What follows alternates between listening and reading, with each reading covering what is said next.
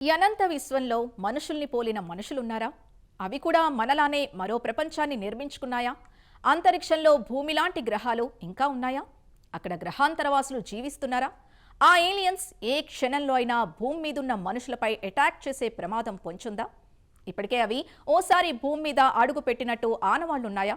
అంటే ఏలియన్స్ సబ్జెక్ట్పై ఒక్కొక్కటిగా బయటపడుతున్న వాస్తవాలతో పాటు తాజాగా న్యూయార్క్ పోస్ట్ విడుదల చేసిన ఓ డాక్యుమెంటరీ అవుననే అంటోంది.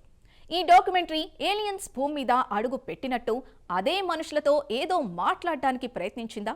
ఇక దానికి దగ్గరగా వెళ్లడానికి ప్రయత్నించిన మనుషుల ఒంటిపై గాయాలతో పాటు అంతర్గత మచ్చలు ఏర్పడినట్టు వార్తల్ని ప్రసారం చేసింది. దీంతో ఇప్పుడు ఈ డాక్యుమెంటరీ ప్రపంచవ్యాప్తంగా తీవ్ర సంచలనాన్ని రేకెత్తించడంతో పాటు ప్రపంచ మానవాళిలో తీవ్ర భయాందోళనల్ని రేకెత్తిస్తోంది. ఇప్పటి వరకు ఏలియన్స్ ఉన్నారని లేరని ద్వంద్వవాదనలు జరుగుతూనే ఉన్నాయి.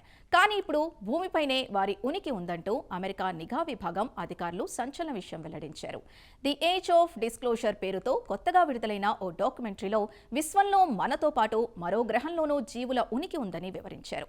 ఇతర గ్రహం నుంచి భూమిపైకొచ్చే అంతరిక్ష నౌకలున్నాయని, వాటి గురించి తమకు స్పష్టంగా తెలుసని ఆ డాక్యుమెంటరీలో 34 మంది మిలిటరీ నిఘా అధికారులు పేర్కొన్నారు. ప్రస్తుతం భూమిపైనే గ్రహాంతరవాసులు ఉంటున్నారని వారు కుండబద్దలు కొట్టారు. ఈ విషయంపై తమకు నేరుగానే అవగాహన ఉందని ఆ డాక్యుమెంటరీలో కొంతమంది వెటరన్ అధికారులు వెల్లడించారు.